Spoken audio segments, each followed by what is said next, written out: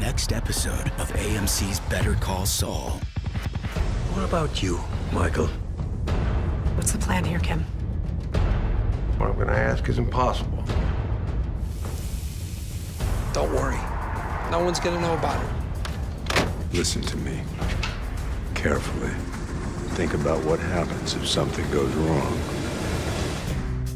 Hey guys, Kiwi here. In this video, I'll be breaking down and analyzing the newest promo trailer for next week's episode of Better Call Saul, Season 4, Episode 8, Coushatta. With that being said, major warning of spoilers for everything in the show up to episode 407, and let's jump right into this. So, the synopsis for the episode states that Jimmy goes to great lengths to right a wrong as Kim pulls all the stops for a case. Mike lets his team blow off steam. Nacho receives a visitor. The promo images aren't too intriguing this week, with one featuring Jimmy and Kim talking, while another features Mike, and then finally another one featuring Gus as well.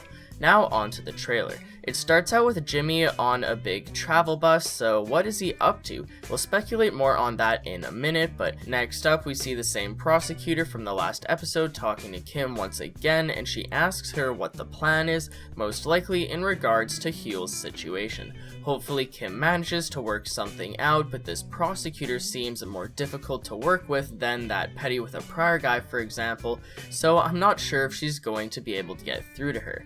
We then see Jimmy impatiently waiting on a bench, but where is he? We also see him peeking in through the window of a door, so maybe he's eagerly waiting for Kim, or is he doing something else entirely? Now, speaking of Kim, we see her speaking to Kevin from Mesa Verde as well, and what he tells her is that what he's about to ask is apparently impossible, so is he piling even more work on her? Kim looks less than excited, but not really stressed out, so hopefully she'll say that nothing is impossible for her, especially since she hopefully still has the help of Schweikart on her side, or the entire firm or whatever, even after Jimmy was taking that work party a bit too far last episode. We then hear what I assume is Jimmy talking to Kim as he says, "Don't worry, no one's gonna know about it." Is it possible that Kim is going to agree to set up this cop like Jimmy originally wanted?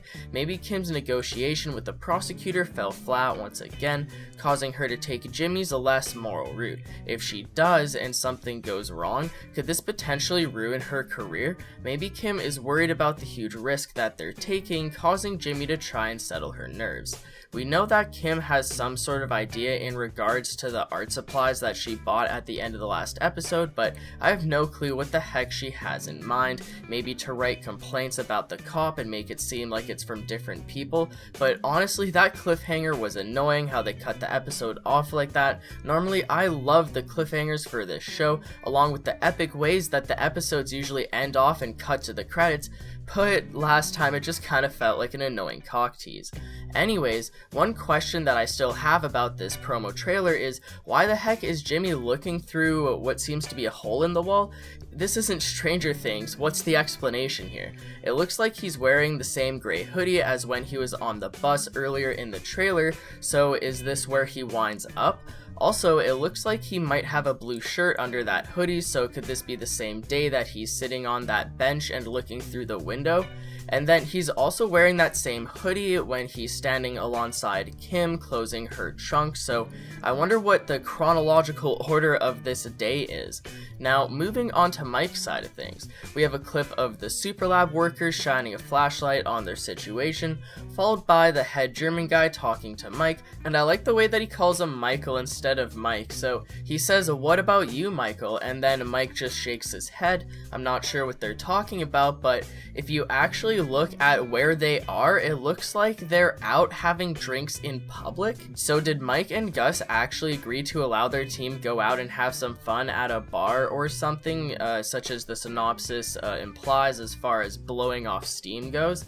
And then at the end of the trailer, we also see Mike talking to someone as he says, "Listen to me carefully, think about what happens if something goes wrong." Now, although it may originally seem like he might be talking to Gus, I believe he's actually actually in the living quarters talking to that head German guy once again that we just saw him having a drink with in the other clip, is Mike talking to this guy about the possibility of allowing their team to spend a night out in the town. We also see a quick glimpse of one of the workers, possibly Kai, between a stripper's legs as he hands the money to her. If this is in fact Kai, this would make some sense as they joked about getting girls in their living quarters when Mike first introduced them to the place, so this would be just what Kai and the team really need in order to unwind, live a little, so they aren't so tense while working on the rest of the super lab. Now I have no idea how they'll hide the fact of what town they're in if they go to a local bar or whatever, as they may see Albuquerque or wherever they are written somewhere, or possibly mentioned by one of the random strangers in the background. Now, would they completely rent out and control the club for an entire night? Now, the name of the episode is Coushatta, which is apparently the name of a native reserve and casino resort in Louisiana near a small town called Kinder. People on the subreddit are saying how apparently state law enforcement does not have jurisdiction there, so things are unlikely to get reported to the federal government in case something happens. I don't really know much about that, and I don't know how they'll handle keeping their location private while allowing the workers to go about in this resort, and they probably would have to blindfold them until they got inside as well, but let me know what you guys think. And this next theory about Mike is a little bit dark, but it kind of involves in his whole evolution into becoming a cold-hearted killer. Will Mike be forced by the end of the season to kill the workers if something does go wrong? The season 4 finale, or episode 9, I'm not sure, states that Mike must make a difficult choice, so I've been wondering about that for a while. Does it have to do with him killing someone because Gus wants him to? And also, I'll be saving all my opinions and predictions about Nacho for my next video, as this sneak peek entirely focuses on him, but he's probably going to be getting a visit from Lalo, so look out for that video within the next day or so. I'd appreciate a like on the video if you've enjoyed anything I've said today, as it really helps me out more than you can imagine. Feel free to subscribe for more Better Call Saul and Breaking Bad content in the near future, and if you'd like to take that extra step in helping support the channel, consider checking out the Patreon too. Also follow me on Twitter as well, link to both of those in the description. I'm fairly active on Twitter even when I'm not posting videos, and I'm always retweeting everything I can involving both the Better Call Saul and Walking Dead universe. But anyways guys, as always, I thank you all so much for watching, and until next time, I'll talk to you guys later. Peace out.